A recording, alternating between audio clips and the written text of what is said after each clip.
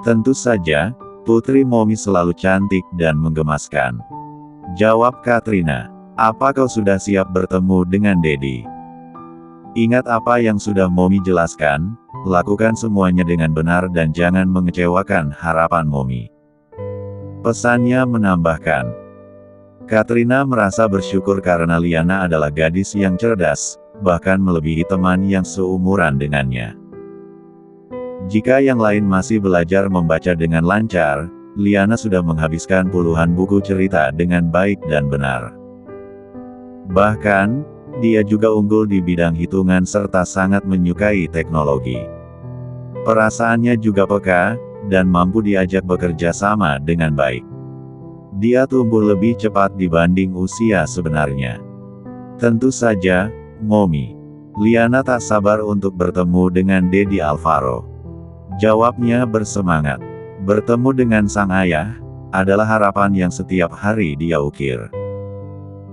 Dia selalu bertanya-tanya kenapa hidupnya tak seperti teman-temannya yang hidup bersama Momi dan Dedinya. Hanya ada Katrina dalam hidupnya, tentu saja sekalinya seorang babysitter yang menjaga dirinya sejak bayi. Namun, malam tadi Katrina bercerita kalau akan mengajak dirinya bertemu seseorang yang tak lain adalah ayahnya. Sosok yang selama ini hanya dia lihat dalam sebuah foto, sebentar lagi akan bisa dia lihat dengan matanya sendiri. Liana sudah tak sabar untuk merasakan hangatnya pelukan seorang ayah. Nama Alvaro selalu Katrina sebutkan sebagai ayahnya yang selama ini harus pergi untuk bekerja. Dan sekaranglah saatnya, melaksanakan rencana yang akan menghancurkan rumah tangga Alvaro yang baru saja dibangun. Berniat untuk mengambil kembali apa yang sebelumnya dia pinjamkan pada Selin. Katrina berjalan menggandeng Liana. Gadis belia itu tampak ceria dan senyumnya memang persis seperti Alvaro. Namun belum sempat mereka keluar, pintu sudah terbuka dari luar. Om Denny. Sapa Liana melihat siapa yang datang. Mungkin hanya sosok Denny yang selama ini hadir dalam hidup Liana. Pria yang menggantikan peran Alvaro sebagai ayah kandungnya. Beruntung Denny selalu memanjakan dan memberikan kehangatan keluarga. Meski begitu, Liana tetap saja rindu Alvaro. Bagaimana tidak, Katrina selalu menyebutkan namanya sebelum dia tidur. Memberitahu kalau Liana harus tumbuh jadi gadis cantik dan cerdas agar Alvaro menerima kedatangannya. Setidaknya itulah yang selama ini dia dengar sang ibu. Ketakutan penolakan dari Alvaro membuatnya belajar dengan giat dan selalu menuruti ajaran Katrina. Liana.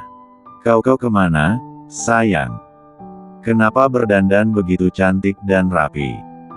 Tanya Denny bersimpuh di depan Liana setelah memeluknya dengan hangat.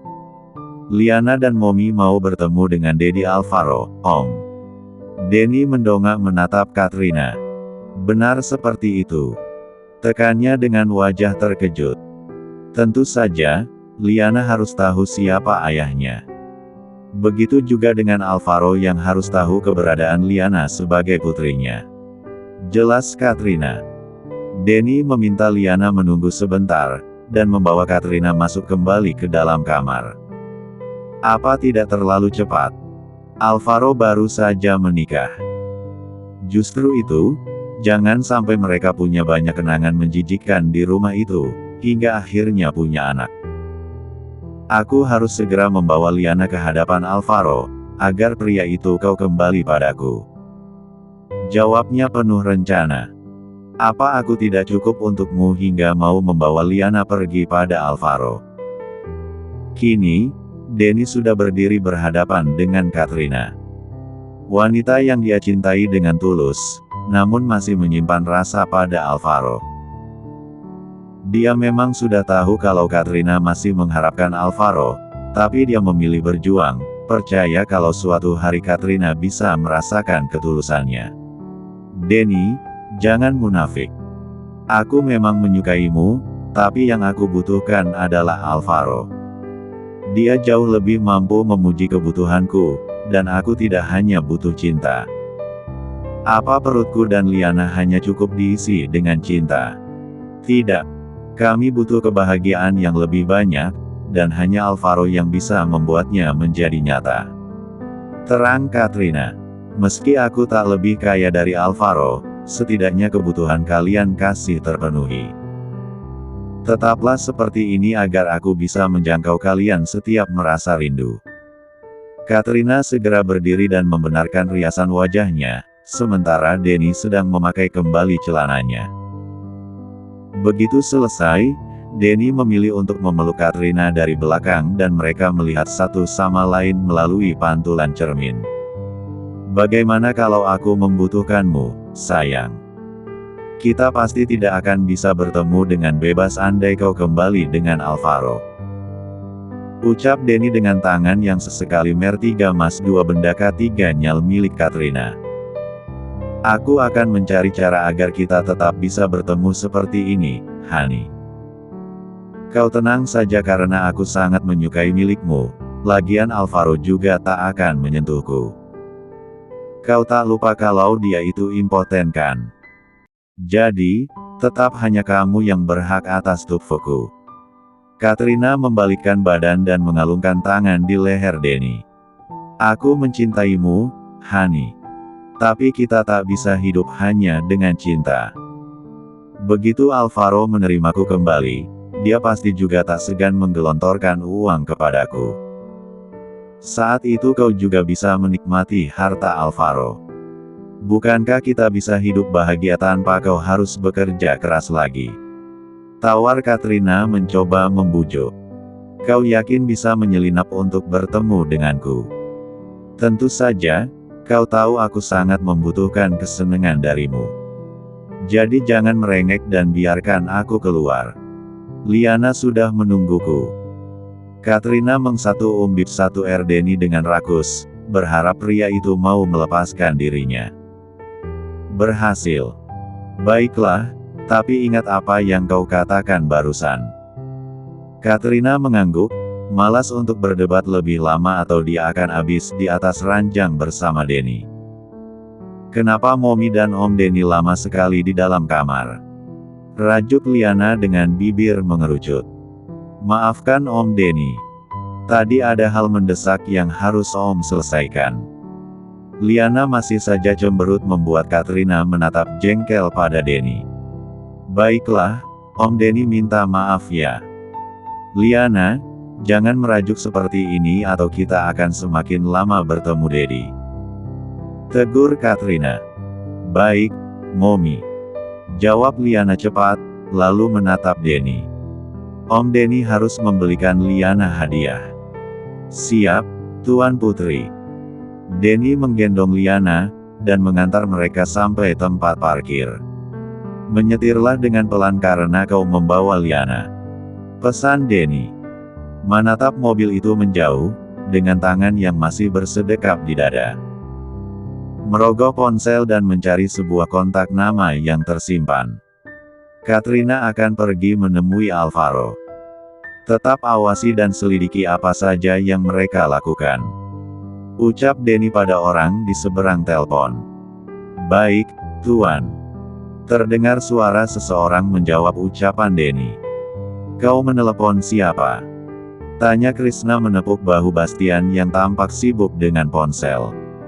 Sementara tangan lainnya tampak baru saja memasukkan ponsel ke dalam saku. Oh, dari ibuku. Jawab Bastian santai. Tuan Alvaro sebentar lagi keluar, apa mobilnya sudah siap? Tanya Bastian. Ada sedikit masalah dengan remnya, tapi sedang diperbaiki.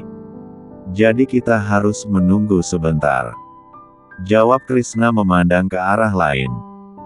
Lagian kenapa Tuan Alvaro ingin tetap memakai mobil itu padahal ada mobil lain yang siap dipakai? Krishna malah nyelonong pergi, dan tak menjawab pertanyaan Bastian. Dadar aneh. Aku belum selesai bicara, dia malah kabur. Bastian mengomel tak jelas pada sahabatnya. Alvaro sudah siap dengan jas rapinya. Sementara Selin juga sudah rapi siap untuk pergi ke kantor. Membetulkan pijakan kaki, lalu membantu Alvaro untuk duduk. "Kau membawa bekal makan siang lagi?" tanya Alvaro melihat Celine menenteng sebuah bekal makan siang. "Ya, Mas. Begini jauh lebih mudah daripada harus antri makan siang." "Apa masakan kantor tidak enak?" Bukan masalah enak atau tidak, tapi saya memang biasa seperti ini. Hemat uang dan juga waktu." Jujur Celine tersenyum salah tingkah. "Bilang saja kalau uangmu habis, itu adalah tanggung jawabku." Celine mengerti, namun juga merasa bersalah. Bagaimana tidak? Uang yang diberikan Alvaro justru dia berikan pada orang tanpa dia tahu. Selain untuk mencicil hutang pada Alva, Celine juga menjatah uang untuk Bu Siska. Belum lagi Dewi yang semalam memaksa minta uang. Hatinya yang memang selembut salju, tentu saja merasa ibu, dan dalam hitungan detik sebagian uang-uangnya sudah berpindah ke rekening Dewi. Celine membawa Alvaro keluar kamar, dan mereka kini sudah sampai teras rumah. "Di mana mobilnya?" tanya Alvaro tak mendapati Krishna yang biasanya sudah siap dengan mobil di depan rumah. "Sebentar lagi, Tuan. Ada sedikit masalah dengan mobilnya," jawab Bastian. "Apa kau mau berangkat lebih dulu?" tawar Alvaro, paham dengan kegelisahan Celine yang takut terlambat masuk kantor. Celine tampak bingung. "Belum sempat," Celine menjawab. Mereka sudah dikejutkan dengan sebuah mobil yang tiba-tiba datang.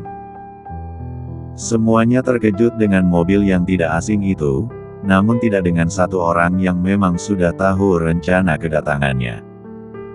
"Bukankah itu mobil milik mantan kekasihmu? Untuk apa dia datang pagi buta ke sini?" gumam Celine berbicara pada Alvaro. Namun, pria itu masih diam. "Bukankah aku sudah melarangnya untuk kembali datang? Kenapa dia masih keras kepala?" batin Alvaro dengan mata yang masih fokus pada Moni Lilil Katrina. Pintu mobil terbuka dan keluarlah satu orang. Namun bukan Katrina, melainkan sosok lain yang belum pernah Alvaro jumpai. Sementara mantan kekasihnya itu keluar dari pintu lain. Berjalan mendekat pada sosok itu, dan berjalan dengan menggandeng tangannya. Selangkah demi selangkah, Katrina terus mendekat hingga sampailah dia di depan Alvaro dan Celine. "Selamat pagi, Alvaro," sapa Katrina yang kemudian menoleh pada Bastian. "Pagi, Bastian." Bastian mengangguk cepat. "Pagi juga, Nona Katrina." Bahkan Katrina juga menyapa Krishna yang baru saja datang. Sementara orang yang ada di depan matanya justru diabaikan. "Celine." Katrina seakan tak melihat kehadiran Celine di depan matanya. Kalau bertamu itu setidaknya sapa tuan rumahnya. Sindir Celine merasa terpancing di pagi hari. "Aku sudah menyapa Alvaro. Siapa tuan rumah yang kamu maksud?" jawab Katrina sinis. Alvaro menahan tangan Celine yang dia pegangan kursi roda. "Untuk apa kau datang ke rumahku?" Dan Alvaro menatap gadis ceria di samping Katrina. Sekilas dia merasa tak asing dengan wajah itu. "Siapa dia?" imbuhnya bertanya. Katrina menunduk dan menatap yakin pada Liana yang juga menatapnya. Mengangguk singkat seakan berkata kalau inilah waktunya. "Liana," sapa Dedi Alvaro. "Dedi Alvaro." "Dedi." Alvaro dan Celine seakan mendengar petir di siang bolong dengan ucapan Katrina. "Dedi, apa maksudmu?" tekan Alvaro mengulang dengan suara gemetar. "Ya, dia putrimu." cetar. Sekali lagi, Celine merasa tersambar petir. Kakinya mendadak lemas hingga harus berpegangan kuat pada kursi roda milik Alvaro. "Tidak. Apa dia putri Katrina dan Alvaro? Jangan bilang kalau dia akan menjadi bayi rahasia seperti di novel-novel yang sering aku baca." Apa aku akan menjadi ibu tiri? Atau justru menjadi janda kembang? Apa maksudmu? Hardik Alvaro. Benar, Al. Dia adalah putri kita. Namanya Liana. Jelas Katrina. Ha, ha, ha. Alvaro tertawa begitu keras membuat Liana seketika mundur dan menyembunyikan wajah di belakang tubuh Katrina. Mas, tegur Selin. Matanya masih menelisik wajah polos di depannya sekarang. Sekilas, memang ada kemiripan dengan Alvaro. Tapi lebih dominan wajah Katrina. Siapa yang mau kamu tipu dengan kebohonganmu itu? Aku, Selin, atau dia? Ucapnya menunjuk Liana. Hampir 1 tahun setelah kecelakaan, kita sudah tak pernah lagi melakukannya karena aku kehilangan kemampuan untuk berhubungan badan dan itulah kenapa kau minta putus. Kau tak mungkin lupa dengan hal itu kan? Jika berhubungan badan saja aku tak mampu, bagaimana ceritanya kita bisa punya dia? Tandas Alvaro. Kau yakin? Ucapan Katrina membuat Alvaro terdiam. Begitu juga dengan 3 orang lainnya. Bicara yang benar, jangan sepatah-patah seperti itu. Kau memang lumpuh, Al. Tapi tidak dengan milikmu yang sesekali masih terbangun dan akulah yang menguasai permainan. Tapi itu memang terjadi karena aku berusaha keras untuk membangunkannya. Terang Katrina. Bagaimana bisa begitu? Kalau memang benar, kenapa aku tak merasakan apa-apa saat kita melakukannya? Apa kau juga mau bilang kalau Dr. Richard juga berbohong soal kondisiku? Jangan pernah berani menipuku lebih jauh, Katrina. No, aku sama sekali tak berbohong. Katrina mengambil sesuatu dari dalam tas, lalu memberikannya pada Alvaro. Apa ini? Tanya Alvaro. Buang di tangannya sudah ada sebuah flash disk. Aku tahu kau akan menurutku berbohong, untuk itu sudah menyiapkan segalanya. Di dalam flash disk itu ada video yang akan membuktikan kebenaran ucapanku. Jawab Katrina menatap penuh kemenangan pada Selin. Aku sarankan untuk melihatnya seorang diri, Al. Imbuhnya tersenyum sinis. Bastian. Antar aku ke ruang kerja. Teriak Alvaro membuat Selin mundur. Satu lagi. Ini adalah hasil tes DNA antara kamu dan Liana. Katrina memberikan selembar kertas berwarna putih yang di bagian atas tertulis nama rumah sakit tempat dia melakukan tes DNA. Alvaro merebut kertas itu tanpa banyak bertanya. Lalu meminta Bastian untuk menjauh. Alvaro bukan kaget karena ucapan Katrina yang mengatakan kalau miliknya masih bisa bangun, tapi dengan kehadiran Liana. Selain itu juga bingung kenapa dia sampai tak merasakan apa-apa jika saat itu memang masih memuaskan Katrina.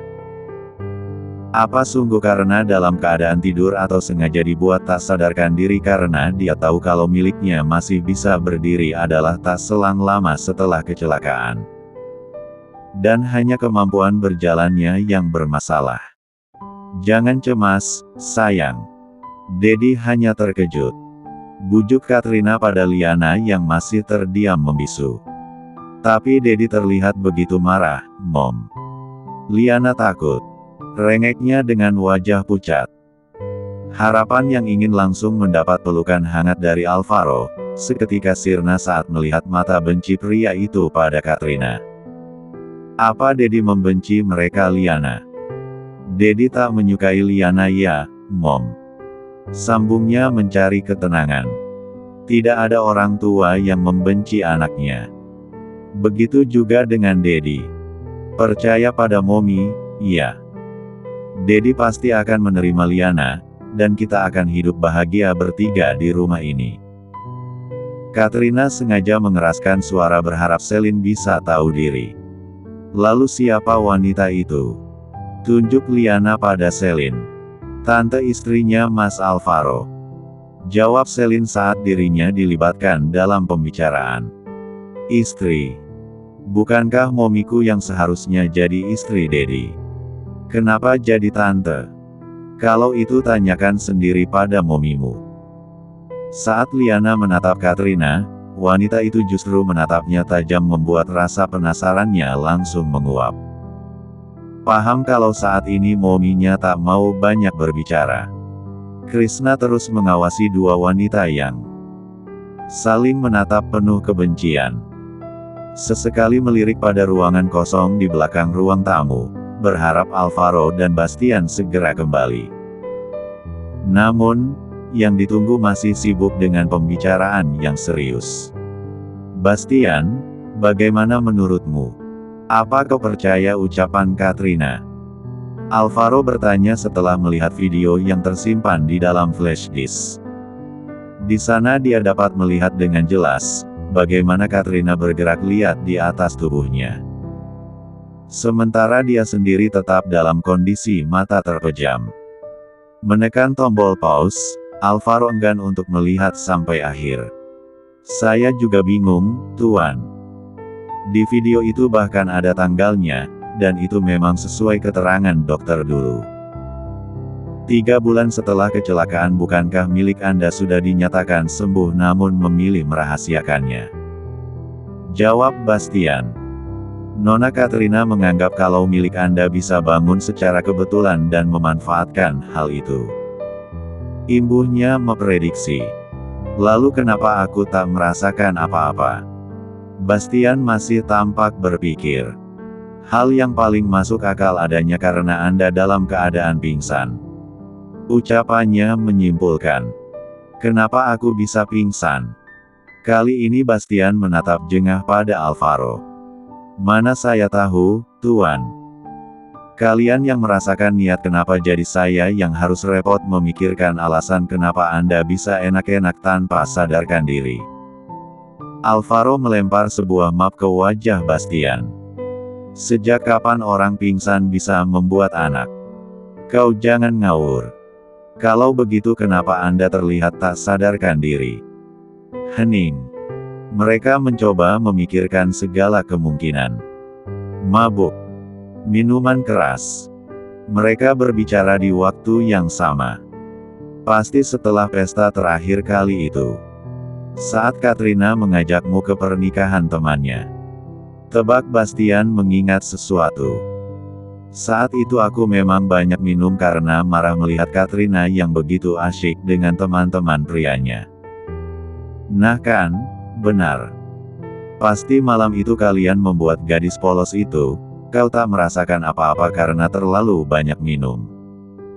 Terang Bastian. Lalu apa yang akan lakukan? Bagaimana dengan istrimu? Sambungnya mengkhawatirkan nyonya mudanya. Entah. Aku juga bingung. Jawab Alvaro menyandarkan kepala di sandaran kursi.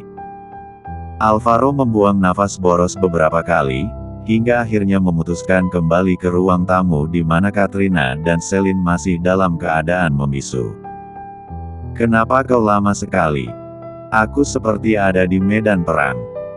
Keluh Krishna begitu Bastian berdiri di sampingnya.